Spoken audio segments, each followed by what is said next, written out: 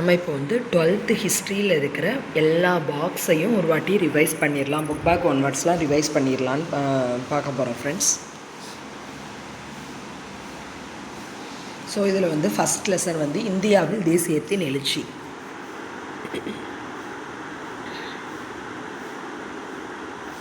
தேசியம் அப்படின்னா என்னதுன்னா, விரிவான தளத்தில் தேசியம் என்பது ஒரு நாட்டிற்கு விசுவாசமாகவும் பக்தியோடும் இருத்தல் என பொருள் கொள்ளப்படுகிறது. அதாவது விரிவான தளத்தில் தேசியம் அப்படின்னா அது என்னதுன்னா, ஒரு நாட்டுக்கு வந்து விசுவாசமாகவும் பக்தியோடும் இருத்தல் என பொருள் கொள்ளப்படுகிறது. அது தனது நாட்டை ஏனைய நாடுகளை காட்டிலும் உயர்வான இடத்தில் வைத்து பார்த்து அல்லது ஏனைய நாடுகளுக்கு போட்டியாக தனது நாட்டின் பண்பாடும் விருப்பங்களின் வளர்ச்சியில் சிறப்பு கவனம் செலுத்தும் ஒரு தேசிய உணர்வு அல்லது மனப்போக்காகும் அப்படின்னு சொல்லிட்டாங்க. அதாவது தேசியம்னா என்னன்னு சொல்லியிருக்காங்கன்னா, விரிவான தளத்தில் தேசியம் அப்படின்னா என்னதுன்னா, ஒரு நாட்டுக்கு விசுவாசமாகவும் பக்தியோடும் இருத்தல் அப்படின்னு பொருள் கொள்ளப்படுகிறது. அது தனது நாட்டை ஏனைய நாடுகளை காட்டிலும் உயர்வான இடத்தில் வைத்து பார்த்து அல்லது ஏனைய நாடுகளுக்கு போட்டியாக தனது நாட்டின் பண்பாடு மற்றும் விருப்பங்களின் வளர்ச்சியில் சிறப்பு கவனம் செலுத்தும் ஒரு தேசிய உணர்வு அல்லது மனப்போக்காகும் அப்படின்னு சொல்லியிருக்காங்க.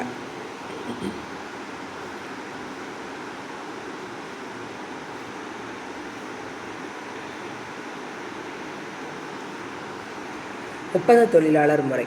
ஒப்பந்த தொழிலாளர் முறைனா என்னதுன்னா, உழைப்புடன் கூடிய கடுங்காவல் தண்டனை போன்ற இவ்வொப்பந்த கூலி தொழிலாளர் முறையை அதை சொல்கிறதே எப்படி சொல்லியிருக்காங்கன்னா, உழைப்புடன் கூடிய கடுங்காவல் தண்டனை அப்படின்னு தான் சொல்லியிருக்காங்க.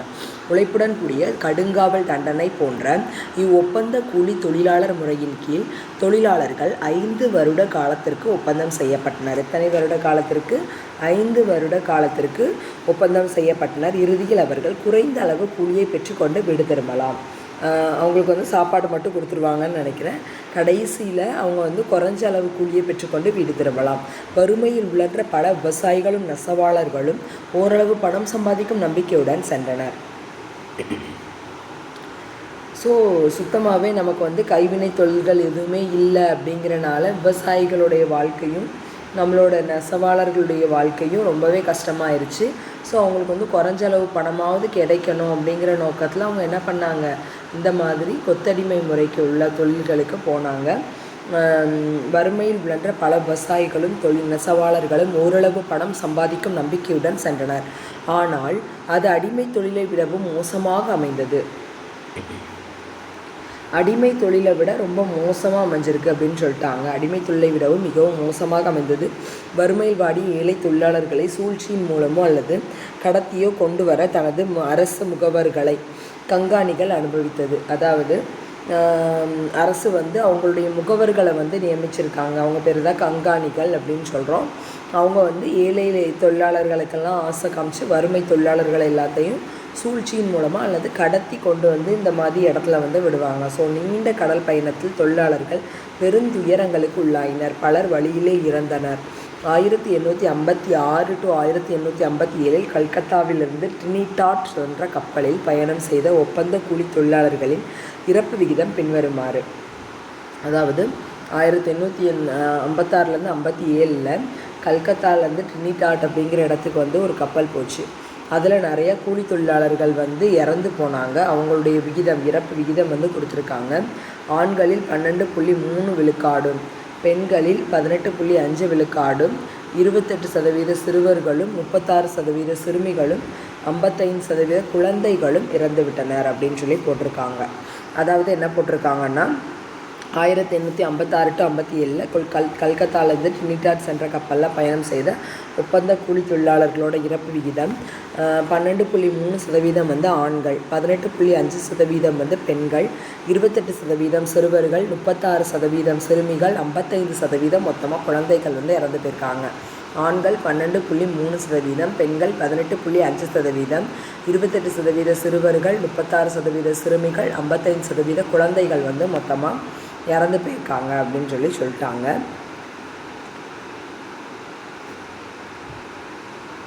டிபி மெக்காலே அப்படிங்கிறவங்க, இந்த பிக்சரில் இருக்கவங்க தான் டிபி மெக்காலே. அவங்க வந்து 1834 முதல் 38 வரை கவர்னர் ஜெனரலின் ஆலோசனை குழுவில் முதல் சட்ட உறுப்பினராக அங்கம் வகித்தவர். எப்போதுலேருந்து எப்போ வரையும்னா 1834 1838 வரையும் 4 வருஷம் கவர்னர் ஜெனரலின் ஆலோசனை குழுவில் முதல் சட்ட உறுப்பினராக பதவி வகித்தவர் யார்? டிபி மெக்காலே அப்படிங்கிறவங்க. 1834 1838 வரையும் கவர்னர் ஜெனரலோட ஆலோசனை குழுவில் முதல் சட்ட உறுப்பினராக அங்கம் வகித்தவர். மெக்காலே இந்தியாவிற்கு வருவதற்கு முன்னதாக 1823 பொது கல்விக்கான பொதுக்குழு உருவாக்கப்பட்டது. 1823 பொது கல்விக்கான பொதுக்குழு உருவாக்கப்பட்டது. கல்வி தொடர்பாகவும் எம்மொழியில் கல்வி கற்பிக்கப்பட வேண்டும் என்பது குறித்தும் கிழக்கிந்திய கம்பெனிக்கு வழிகாட்டுவது இக்குழுவின் பொறுப்பாகும். ஸோ இந்த குழு எதுக்காண்டி அமைக்கப்பட்டுச்சு அப்படின்னு பார்த்தோம்னா, கல்வி தொடர்பான கொஸ்டின்காண்டி அதுக்கு ஆன்சர் பண்ணுறக்காண்டி எந்த மொழியில் கல்வி கற்பிக்கப்பட வேண்டும் அப்படின்னு கிழக்கிந்திய கம்பெனிக்கு ஒரு வழிகாட்டணும் அப்படிங்கிறக்காண்டி தான் இந்த இக்குழுவின் பொறுப்பாகும். இவ்வமைப்பு பின்னர் 2 குழுக்களாக பிரிந்தது. கீழ்த்திசை குழுவானது கல்வி பிராந்திய மொழிகளில் கற்பிக்கப்பட வேண்டும் என்னும் கருத்தை முன்வைத்தது. அதாவது கீழ்த்திசை குழு மேல் திசை குழுன்னு சொல்லி 2ஆக பிரிஞ்சுட்டோம். ஆங்கில மரபு குழு அதை ஒரு குழுவை கீழ்த்திசை குழுன்னு சொல்லியிருக்கோம், இன்னொரு குழுவை ஆங்கில மரபு குழுன்னு சொல்லியிருக்கோம். ஸோ இது என்ன சொல்லியிருக்குன்னா, முதல்ல கீழ்த்திசை குழு பிராந்திய மொழிகளில் தான் கற்பிக்கப்பட வேண்டும் அப்படின்னு சொல்லியிருக்காங்க. அந்தந்த ஏரியா மொழிகளில் கற்பிக்கப்பட வேண்டும். ஆங்கில மரபுக்குழு மேலை கல்வி கண்டிப்பாக ஆங்கில மொழியில் தான் கற்பிக்கப்பட வேண்டும் அப்படின்னு சொல்லியிருக்காங்க. சரியா? அப்போ மெக்காலே ஆங்கில மரபுக்குழுவின் கருத்துக்கு ஆதரவாக இருந்தார். மெக்காலே ஆங்கில மரபுக்குழுவின் கருத்துக்கு ஆதரவாக இருந்தார். 1835 அவர் தனது புகழ்பெற்ற இந்திய கல்வி குறித்த குறிப்புகள் மினிட்ஸ் ஆன் இந்தியன் எஜுகேஷன் என்னும் குறிப்புகளை வெளியிட்டார். இந்த வருஷம் 1835 மினிட்ஸ் ஆன் இந்தியன் எஜுகேஷன் என்னும் குறிப்புகளை வெளியிட்டார். இக்குறிப்புகளில் ஆங்கில வழியில் மேற்கத்திய கல்வி கற்பிக்கப்படுவதற்கு ஆதரவாகவும் வாதிட்டார். இரத்தத்திலும் நிறத்திலும் இந்தியராகவும் விருப்பத்திலும் கருத்திலும் ஒழுக்க நெறிகளிலும் அறிவில் ஆங்கிலேயராக இருக்கும் ஒரு மக்கள் பிரிவினரை இந்தியாவிற்குள்ளே உருவாக்க அவர் விரும்பியதே அவர் ஆங்கில மரபுக்குழுவை ஆதரித்ததன் காரணமாகும். அதாவது இங்கிலீஷில் தான் நம்ம டீச் பண்ணணும் அப்படின்னு சொல்லி தான் அவர் சொல்லியிருக்காரு. அதுக்கு என்ன ரீசன் அப்படின்னா, ரத்தத்திலும் நிறத்திலும் இந்தியராக இருக்கணும், ஆனால் விருப்பத்தில் கருத்தில் ஒழுக்க நெறிகளில் அறிவில் ஆங்கிலேயராக இருக்கக்கூடிய ஒரு மக்கள் பிரிவினரை இந்தியாவுக்குள்ளே உருவாக்கணும் அப்படிங்கிறதான் அவருடைய விருப்பம். ஸோ அவர் ஆங்கில மரபுக்குழு அப்படிங்கிற ஒன்றை ஆதரிக்கார். ஸோ இந்த பாக்ஸில் டோட்டலாக என்ன சொல்லியிருக்காங்க அப்படின்னா, மெக்காலே கல்விக்குழுவை பற்றி தான் சொல்லியிருக்காங்க. மெக்காலே அப்படிங்கிறவங்க யாருன்னா, டிபி மெக்காலே அப்படிங்கிறவங்க 1834 1838 வரையும் கவர்னர் ஜெனரலின் ஆலோசனை குழுவில் முதல் சட்ட உறுப்பினராக அங்கம் வகித்தவர். மெக்காலே இந்தியாவிற்கு வருவதற்கு முன்னதாக 1823 பொது கல்விக்கான பொதுக்குழு உருவாக்கப்பட்டது. கல்வி தொடர்பாகவும் எம்மொழியில் கல்வி கற்பிக்கப்பட வேண்டும் என்பது குறித்தும் கிழக்கிந்திய கம்பெனிக்கு வழிகாட்டுவது இக்குழுவின் பொறுப்பாகும். இந்த அமைப்பு பின்னர் 2 குழுக்களாக பிரிந்தது.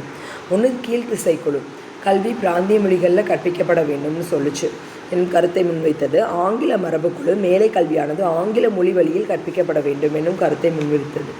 மெக்காலே ஆங்கில மரபுக்குழுவின் கருத்துக்கு ஆதரவாக இருந்தார். 1835 அவர் தனது புகழ்பெற்ற இந்திய கல்வி குறித்த குறிப்புகள் மினிட் ஆன் இந்தியன் எஜுகேஷன் அப்படிங்கிற குறிப்புகளை வெளியிட்டார். இக்குறிப்புகளில் ஆங்கில வழியில் மேற்கத்திய கல்வி கற்பிக்கப்படுவதற்கு ஆதரவாக வாதிட்டார். இரத்தத்திலும் நிறத்திலும் இந்தியராகவும் விருப்பத்தில் கருத்தில் ஒழுக்க நெறிகளில் அறிவில் ஆங்கிலேயராக இருக்கும் ஒரு மக்கள் பிரிவினரை இந்தியாவிற்குள்ளே உருவாக்க அவர் விரும்பியதை அவர் ஆங்கில மரபுக்குழுவை ஆதரித்ததன்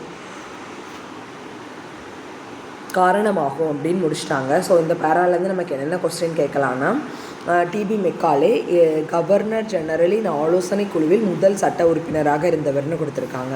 ஸோ கவர்னர் ஜெனரலின் ஆலோசனை குழுவில் முதல் சட்ட உறுப்பினராக இருந்தவர் யார் அப்படின்றத கேட்கலாம். ஸோ டிபி மெக்காலே எந்த வருஷம்னா 1834 1838. அவங்க இந்தியாவிற்கு வருவதற்கு முன்னதாகவே 1823 பொது கல்விக்கான பொதுக்குழு ஒன்று உருவாக்கியிருக்காங்க. அதாவது அவங்க 1834 அப்புறம் தானே வந்திருக்காங்க. ஸோ 1823 பொது கல்விக்குன்னு சொல்லி ஒரு பொதுக்குழு உருவாக்கியிருக்காங்க. அது கல்வி தொடர்பாகவும் கல்வி எந்த மொழியில் கற்பிக்கப்பட வேண்டும் அப்படிங்கிறதையும் கிழக்கிந்திய கம்பெனிக்கு வழிகாட்டுறது தான் அந்த குழுவோட பொறுப்பு. அந்த குழு 2 பார்ட்டாக பிரிஞ்சுட்டு, ஒன்று கீழ்த்திசை குழு, இன்னொன்று ஆங்கிலேய மரபு குழு. கீழ்த்திசைக்குழு என்ன சொல்லிச்சுன்னா பிராந்திய மொழிகளில் தான் கற்பிக்கப்படணும்ப்பா கல்வி அப்படின்னு சொல்லிச்சு. அதாவது தமிழ்னா தமிழில், அந்தந்த ஏரியாவில் அந்தந்த மொழிகளில், தெலுங்குனா தெலுங்கு, பிராந்திய மொழியிலே கற்பிச்சிருங்க அப்படின்னு சொல்லியிருக்காங்க. ஆனால் ஆங்கில மரபுக்குழு மேலை கல்வியானது ஆங்கில மொழி வழியில் கற்பிக்கப்பட வேண்டும் என்னும் கருத்தை முன்வைத்தது. மேலை கல்வி கண்டிப்பாக ஆங்கில மொழியில் தான் கற்பிக்கப்பட வேண்டும் அப்படிங்கிற கருத்தை முன் வச்சிருக்கு. என்னது? ஆங்கில மரபுக்குழு. மெக்காலே ஆங்கில மரபுக்குழு கருத்துக்கு தான் ஆதரவாக இருந்திருக்காரு. 1835 அவர் தனது புகழ்பெற்ற இந்திய கல்வி குறித்த குறிப்புகள் மினிட் ஆன் இந்தியன் எஜுகேஷன் அப்படிங்கிற புக்கை வெளியிட்டிருக்காரு. இப்போ 1835 34லேருந்து 38 தான் அவர் அந்த ஆளுநருடைய மரபுக்குழு பணியாற்றியிருக்காரு, ஆலோசனை குழுவில் பணியாற்றியிருக்காரு. 35வது வருஷம் இந்திய கல்வி குறித்த குறிப்புகளை வெளியிட்டிருக்காரு. மினிட் ஆன் இந்தியன் எஜுகேஷன் அப்படிங்கிறத வெளியிட்டிருக்காரு. ஸோ அவர் அந்த குறிப்பில் ஆங்கில வழியில் மேற்கத்திய கல்வி கற்பிக்கப்படணும் அப்படின்றக்காண்டி வாதிட்டிருக்காரு. இரத்தத்திலும் நிறத்திலும் இந்தியராகவும் விருப்பத்திலும் கருத்தில் ஒழுக்க நெறிகளில் அறிவில் ஆங்கிலேயராக இருக்கும் ஒரு மக்கள் பிரிவினரை இந்தியாவுக்குள்ளே உருவாக்க அவர் விரும்பியது தான் அவர் ஆங்கில மரபு குழுவை ஆதரித்ததுக்கு காரணம் அப்படின்னு சொல்லிட்டாங்க. ஸோ நெக்ஸ்ட் பாக்ஸ் போயிடலாம்.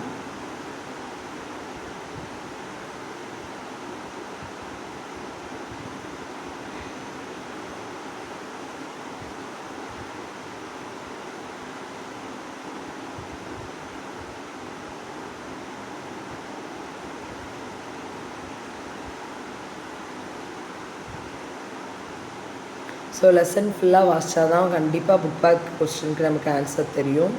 லெசன் ஃபுல்லாக நம்ம வாசிக்கலை. ஸோ புக் பேக் இப்போதைக்கு படிக்க வேண்டாம். நினைவில் கொள்கைன்னு ஒரு பாக்ஸ் இருக்குமே, அது இருந்துச்சா? இதாக இருக்குது. ஸோ இதை மட்டும் நம்ம பார்த்துக்கலாம்.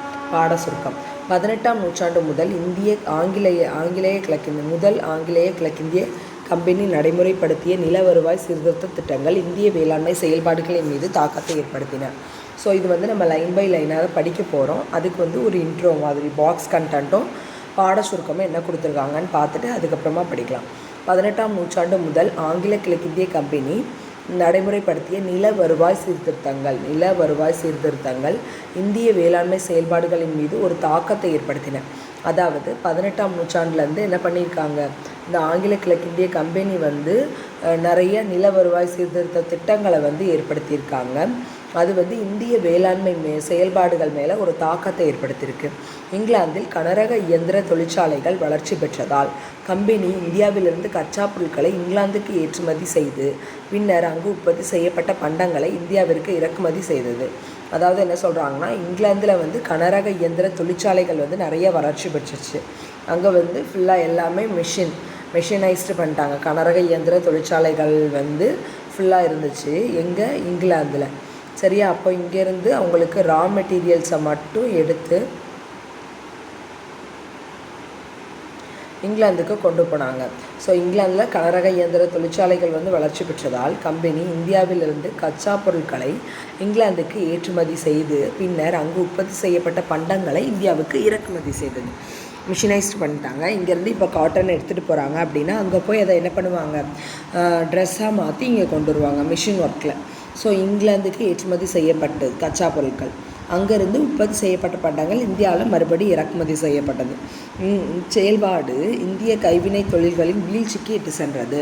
ஸோ இங்கே நெசவாக இருக்கட்டும், ஒரு பட்டு தொழிலாக இருக்கட்டும், அந்த மாதிரி இந்திய கைவினை தொழில்கள் இருக்கும் இல்லையா, அது வீழ்ச்சி அடைகிறதுக்கு இது ஒரு முக்கியமான காரணமாக இருந்துச்சு. இதனால் கைவினை தொழிலாளர்கள் வேலை இழந்தவர்களாக ஆக்கப்பட்டனர். ஸோ அவங்களுக்கு ரொம்ப பஞ்சம், சாப்பாடு கூட வழி இல்லாத லெவலுக்கு போயிட்டாங்க. நிலமற்ற தொழிலாளர்களும் வேலையில்லா கைவினைஞர்களும் பட்டினி சாவிலிருந்து தப்பித்து கொள்வதற்காக ஆங்கில பேரரசின் காலனிகளுக்கு குடியேறினர். ஸோ அவங்களுக்கு விவசாயம் செய்கிறதுக்கு நிலம் கிடையாது. கைவினை கலைஞர்களாக இருந்தாங்கன்னா அவங்களுக்கு சுத்தமாக சாப்பாட்டுக்கே வழி இல்லை. ஸோ அப்படி சுச்சுவேஷனில் அவங்க பட்டினி சாவிலேருந்து தப்பிச்சு கொள்ளணும். ஸோ அவங்களுக்கு இருக்கிற ஒரே வழி என்னதுன்னா, ஆங்கிலேய பேரரசோட காலனிகளுக்கு அவங்க குடிபெயர்ந்துட்டோம் அப்படின்னா அங்கே நமக்கு அட்லீஸ்ட் சாப்பாடாவது கிடைக்கும் அப்படிங்கிறனால ஆங்கில பேரரசோட காலனி நாடுகளுக்கு அவங்க குடிபெயர்றாங்க. ஆங்கிலேயர் அறிமுகம் செய்த மேலை கல்வியின் விளைவாக கற்றறிந்த இந்தியர்கள் என்னும் ஒரு வகுப்பு உருவாகி இந்திய சமூகத்தின் சீர்திருத்தங்களுக்காக போராடியது. ஸோ ஆங்கிலேயர் வந்து அறிமுகம் செஞ்ச மேலை கல்வின்னு ஒன்று அறிமுகம் செஞ்சுட்டாங்க. அதன் விளைவாக இந்தியர்கள் வந்து கற்றறிவு, அதாவது கல்வி அறிவு பெற்றாச்சு. ஸோ கற்றறிந்த இந்தியர்கள் என்னும் ஒரு வகுப்பு உருவாகி இந்திய சமுதாயத்தின் சீர்திருத்தங்களுக்காக போராடியது. ஸோ இந்திய சமுதாயத்தின் சீர்திருத்தங்களுக்காண்டி அது வந்து என்ன பண்ணுது, போராட ஆரம்பிச்சிருச்சு. இந்திய சமுதாயத்தின் சீர்திருத்தங்களுக்காக போராடியதுன்னு கொடுத்துட்டாங்க. ஸோ படித்தாலே நமக்கு ஒரு நாலேஜ் வந்துடும் இல்லையா. ஸோ இந்திய சமுதாயத்தோட சீர்திருத்தங்களுக்காண்டி அவங்க வந்து போராட ஆரம்பிச்சிட்டாங்க. 1857ஆம் ஆண்டு கசப்பான நினைவுகள், இன பாகுபாட்டு கொள்கை, கருத்து வேறுபாடுகளுக்கு எதிராக மேற்கொள்ளப்பட்ட அடக்குமுறை நடவடிக்கைகள் ஆகிய காரணிகள் தேசியவாதம் வளர்வதற்கு பங்களிப்பு செய்தன. ஸோ தேசியவாதம் வளர்றதுக்கு வந்து முக்கியமான பேஸ் என்ன அப்படின்னு சொல்லி கேட்டோம் அப்படின்னா 1857 வந்து கசப்பான நினைவுகள் நிறையா நடந்துச்சு. இன பாகுபாட்டு கொள்கை, கருத்து வேறுபாடுகளுக்கு எதிராக மேற்கொள்ளப்பட்ட அடக்குமுறை நடவடிக்கைகள். இன பாகுபாட்டு கொள்கை, கருத்து வேறுபாடுகளுக்கு எதிராக மேற்கொள்ளப்பட்ட அடக்குமுறை நடவடிக்கைகள் ஆகிய காரணிகள் தேசியவாதம் வளர்வதற்கு பங்களிப்பு செய்தன. நவீன கற்றறிந்த வகுப்பினர் தங்களின் கருத்துக்களையும் குறைகளையும் எடுத்துரைக்க சென்னை வாசிகள் சங்கம், அதாவது இப்போ படிச்சுட்டாங்க. ஸோ நவீன கற்றறிந்த வகுப்பினர் படித்து முடித்தவங்க என்ன பண்ணுறாங்க அப்படின்னா அவங்களுடைய கருத்துக்களையும் அவங்களுடைய குறைகளையும் வந்து எடுத்துரைக்கணும் இல்லையா. ஆங்கிலேயர்கிட்ட இந்த ப்ராப்ளம் இருக்குப்பா அப்படின்னு சொன்னால் தான் நமக்கு ரிசல்ட் கிடைக்கும். ஸோ அவங்களுக்கு வந்து சென்னை வாசிகள் சங்கம்னு ஒன்று தேவைப்படுது, சென்னை மகாஜன சங்கம்னு ஒன்று தேவைப்படுது, இந்திய தேசிய காங்கிரஸ்னு ஒன்று வந்து உருவாக்கியிருக்காங்க. அது மூலமாக என்னெல்லாம் பெனிஃபிட்ஸ் வந்துச்சுன்றது தனியாக பார்த்துக்கலாம்.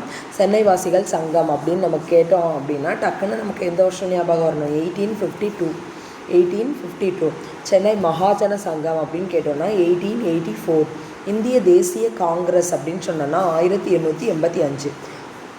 ஸோ காங்கிரஸ் எல்லாருக்குமே ஞாபகம் இருக்கும். ஸோ சென்னை மகாஜன சங்கம் வந்து காங்கிரஸ்லேருந்து ஒரு வருஷம் முன்னாடி 1884. சென்னை வாசிகள் சங்கம் வந்து 1852 தான் சென்னை வாசிகள் சங்கம். இந்த மாதிரி 3 அரசியல் அமைப்புகளை வந்து உருவாக்கியிருக்காங்க. 1852 சென்னை வாசிகள் சங்கம், சென்னையில் வசிக்கிறவங்க சங்கம். சென்னை மகாஜன சங்கம் அப்படிங்கிறது 1884. இந்திய தேசிய காங்கிரஸ் அப்படிங்கிறது 1885 வந்து உருவாக்கப்பட்டிருக்கு. பொதுமக்களுக்கு காலனி ஆட்சியின் சுரண்டலையும் அது அன்றாட வாழ்க்கையின் மீது ஏற்படுத்தும் தாக்கம் குறித்தும் கற்பிப்பதே தலைவர்களின் தலையாய பணிகளில் ஒன்றாக அமைந்தது. தாதாபாய் நவ்ரோஜியால் முன்வைக்கப்பட்ட செல்வ சுரண்டல் கோட்பாடு. ஸோ நமக்கு வந்து செல்வ சுரண்டல் கோட்பாடு அப்படின்னு கேட்பாங்க. அது யாருடைய கோட்பாடு அப்படின்னா யாரோடது, தாதாபாய் நவ்ரோஜியோட தான் செல்வ சுரண்டல் கோட்பாடு. சரியா, செல்வ சுரண்டல் கோட்பாடுன்னு நம்ம கேட்பாங்க. அது யாரோடது, தாதாபாய் நவ்ரோஜியோடது. பொதுமக்களுக்கு காலனி ஆட்சியின் சுரண்டலையும் அது அன்றாட வாழ்க்கையின் மீது ஏற்படுத்தும் தாக்கம் குறித்தும் கற்பிப்பதே தலைவர்களின் தலையாய பணிகளில் ஒன்றாக அமைந்தது. தாதாபாய் நவ்ரோஜியால் முன்வைக்கப்பட்ட செல்வ சுரண்டல் கோட்பாடு இந்தியாவின் செல்வ வளத்தை ஆங்கிலேயர் கொள்ளையடிப்பதை வெட்ட வெளிச்சமாக்கியது. ஸோ வந்து என்ன சொல்லியிருக்காங்கன்னா பொதுமக்களுக்கு காலனி ஆட்சியின் சுரண்டலையும் அது அன்றாட வாழ்க்கையின் மீது ஏற்படுத்தும் தாக்கம் குறித்தும் கற்பிக்கிறது தான் தலைவர்களின் தலையாய பணிகளில் ஒன்றாக அமைந்தது. தாதாபாய் நவ்ரோஜியால் முன்வைக்கப்பட்ட செல்வ சுரண்டல் கோட்பாடு இந்தியாவின் செல்வ வளத்தை ஆங்கிலேயர் கொள்ளையடிப்பதை வெட்ட வெளிச்சமாக்கியது அப்படின்னு சொல்லிட்டாங்க.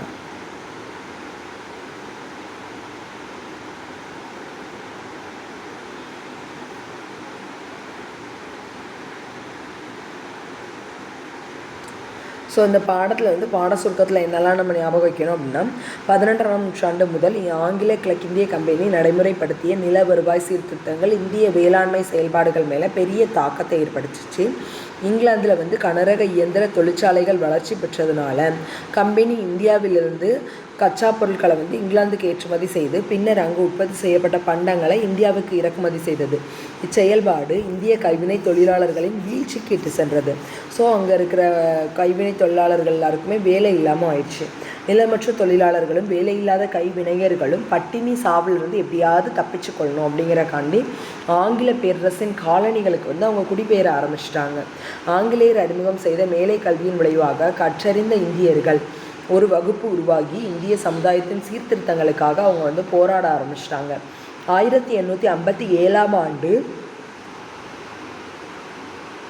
பற்றிய கசப்பான நினைவுகள், இன பாகுபாட்டு கொள்கை, கருத்து வேறுபாடுகளுக்கு எதிராக மேற்கொள்ளப்பட்ட அடக்குமுறை நடவடிக்கைகள் ஆகிய காரணிகள் தேசியவாதம் வளர்வதற்கு பங்களிப்பு செய்தது.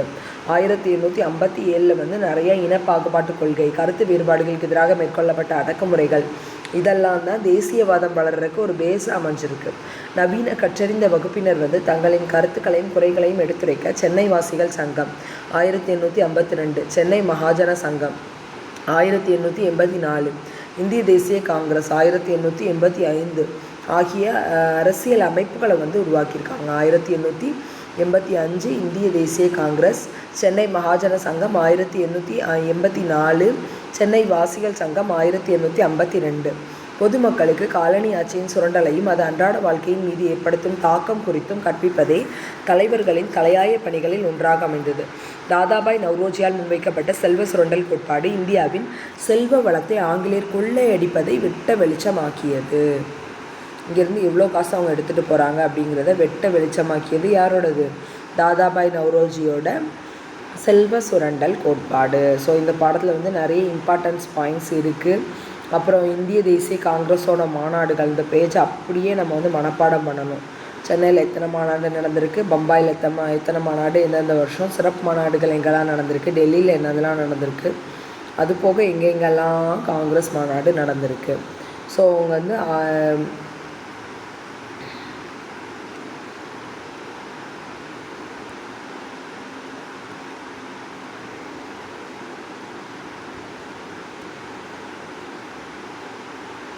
1885 1935 வரை 1947 வரையுமே இந்திய தேசிய காங்கிரஸ் மாநாடு நடந்துகிட்டே இருந்திருக்கும். ஸோ அது எங்கெங்கே நடந்திருக்கு இந்தியா ஃபுல்லாங்கிறது நம்ம படித்து தான் ஆகணும்.